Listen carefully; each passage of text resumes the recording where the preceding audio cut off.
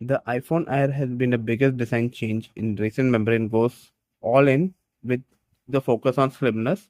At 5.6 mm, it is the thinnest iPhone yet. They call it the paradox. You'll hard to believe. It's replacing the not so popular iPhone 16 Plus, and it gets a big 6.5-inch LTPO Super Retina OLED display with ProMotion 120 Hz refresh rate. It features updated ceramic shield too, which has brightness up to 3000 nits.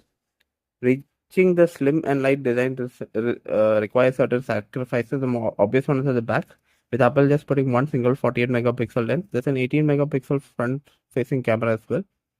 The iPhone Air is now equipped with the all new Apple A19 Pro Chip. It features 6-core GPU and 5-core CPU. Apple claims iPhone Air is bringing MacBook level pro performance in their phone. They are debuting the new Apple N1 chip, which brings Wi-Fi 7, Bluetooth 6 connectivity. It's joined by Apple C1X modem, which is 2x faster than the one found on iPhone 16 Pro's Qualcomm Snapdragon X71 modem.